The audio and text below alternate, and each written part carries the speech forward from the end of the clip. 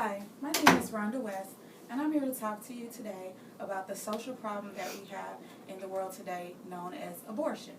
How many of you have had friends, acquaintances, or family members who have possibly experienced abortion or thought about the idea of abortion? Today in the world, we experience a lot of unwanted pregnancies, and that's because of lack of preparation or education and knowledge on protective sex measures.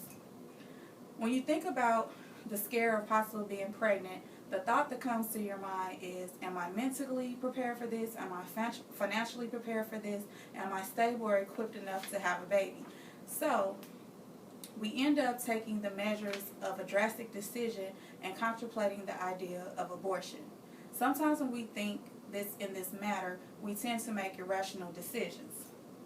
Personally, after talking with friends and other family members, I have personally had the contact of experiencing a close friend who was actually a victim of a hate crime. She was raped at an early age by her mother's friend, and her mother forced her to have an abortion because she didn't want her to suffer the stereotypical behavior of being a teenage pregnancy. So she ended up making her do that act, and it was against her choice of will. So she ended up dealing with side effects of possibly guilt that she dealt with, mental problems bothering her with the decision that she was forced to make.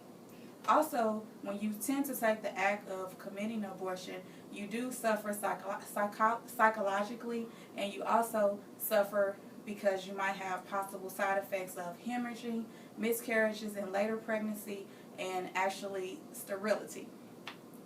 Since 1973, in the U.S., it has been 50 million abortions performed.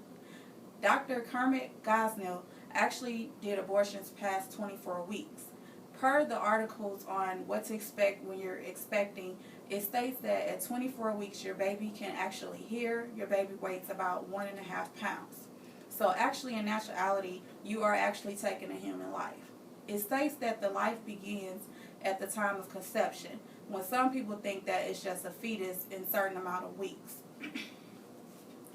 So today, instead of my option today is to persuade you to actually, instead of taking a life, consider the option, the gift of life. You have the option to adopt instead of committing abortion. In the act of adoption, you're giving life back to someone who actually might not have the opportunity to have a baby. Thank you.